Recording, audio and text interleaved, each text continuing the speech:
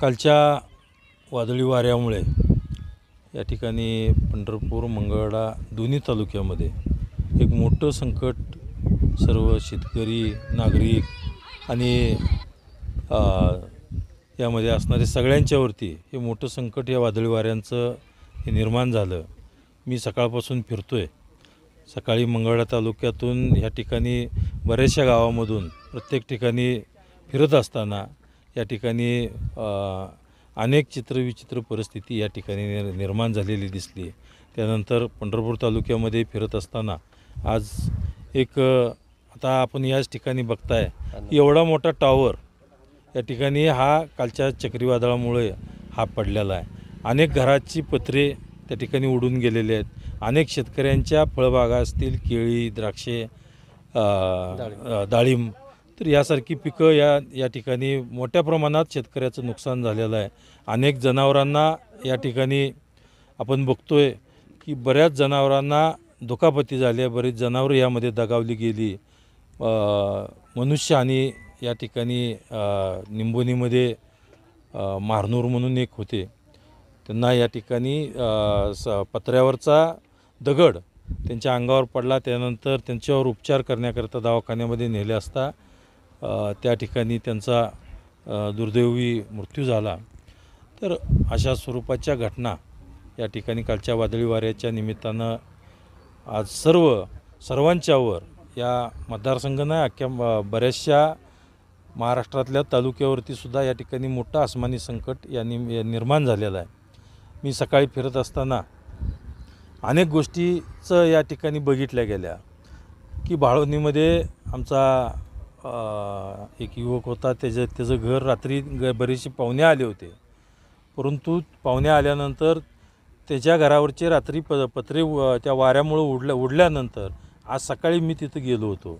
तर सकाळी गेल्यानंतर कालच्यापासून त्यांनी केलेलं जेवण असेल, ते जेवणामध्ये पाऊस झाला, वारं झालं, त्यानंतर पाऊस झाला, तर त्यांनी केलेलं जे अन्न होतं त्या अन्नामध्ये सुद्धा पाणी पडलं। त्यामुळे रात्रीपासून ते कुटुंब उपाशी होतं। मी पूर्ण दोन्ही तालुक्यातील जे प्रतिनिधी आहेत, जी नागरिक आहेत, सगळ्यांना मी विनंतीपूर्वक आवाहन करतो की असे काही कुटुंब असतील तर काल रात्रीपासून आजपर्यंत जेवले नाहीत, त्या ठिकाणी त्या दुःखात घरासमोर आज बसलेले आहेत। तर तिथे गेल्यानंतर तिथले सर्व सरपंच, सर्व अधिकारी त्या ठिकाणी गेल्यानंतर तर असे कुटुंब जर दिसतील तर सर्व लोकप्रतिनिधी, सर्व जनतेने अशा कुटुंबांना आपण एक धीर देणं हे सगळ्यांचं आद्य कर्तव्य आहे। मला या निमित्तानं सांगायचं आहे की हे संकट आज मोठ्या प्रमाणात आपल्यावरती आलेलं आहे।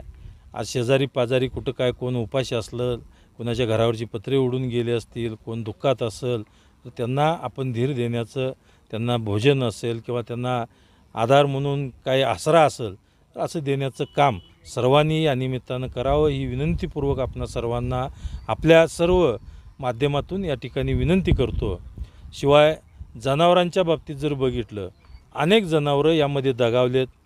पाटकळमध्ये मी बघितलं तर त्या निमित्तानं तिथलं एक जनावराला जवळजवळ बैल एवढा चांगला त्या फोटोत देखणा दिसणारा, त्याला जवळजवळ 150 टाके त्या बैलाला पडलेले। म्हणजे 2 वेळा बैलाला भूल देऊनसुद्धा तो बैल उठू लागला।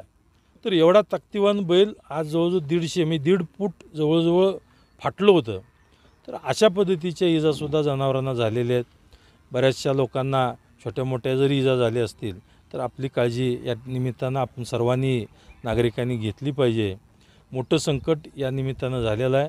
आणि शिवाय डाळिंबाच्या सुद्धा बागा, डाळिंबाचं फळ हे झाडापासून खाली पडलं। बऱ्याच शेतकऱ्यांनी, मला चांगलं माहीत आहे की दुष्काळी पट्टा आहे, टँकरने पाणी घालून त्या ठिकाणी त्या बागा जगवल्या आणि आज ते फळावर आलेलं पीक, त्या पिकाचं आतल्या चक्रीवादळामध्ये सापडून त्या ठिकाणी त्या डाळिंबाचं फळसुद्धा खाली पडलं, केळीची फळंसुद्धा खाली पडली गेली। तर असं मध्यंतरी अवकाळी झालं, अवकाळी पाऊस झाल्यानंतर दुष्काळ आला, दुष्काळ आल्यानंतर चक्रीवादळ आलं। अशा मोठ्या संकटात सापडलेला सर्व शेतकरी नागरिक आहेत। नक्कीच यांच्या भावना मी सरकारपर्यंत 100% त्या ठिकाणी मांडेन। माननीय मुख्यमंत्री, माननीय उपमुख्यमंत्री मदत पुनर्वसन मंत्री अनिलजी पाटील यांच्याकडं साकडं घालून मतदारसंघातील जनतेला जास्तीत जास्त मदत करण्याचं त्या ठिकाणी मी त्यांना विनंती करीन आणि त्यांना विनंती करून जास्तीत जास्त मदत आपल्या पंढरपूर मंगळवेढा तालुक्यातील जनतेसाठी आणीन एवढंच या निमित्तानं आपल्याला सांगतो. काल रात्रीपासून ज्यावेळेला चक्रीवादळ झालं, पाऊस मोठ्या प्रमाणात आला, बऱ्याचशा लोकांचे फोन येऊ लागले. मी लगेच दोन्ही प्रांत असतील, दोन्ही तहसीलदार असतील, BDO असतील, सगळ्यांना सूचना करून या ठिकाणी आज सकाळी 7 वाजल्यापासून सर्वत्र म्हणजे आपल्या पंढरपूर तालुक्यामध्ये 91 गावांना आत्ता आलेल्या माहितीनुसार 91 गावांना या ठिकाणी हा वादळी वाऱ्याचा धोका निर्माण झालेला आहे.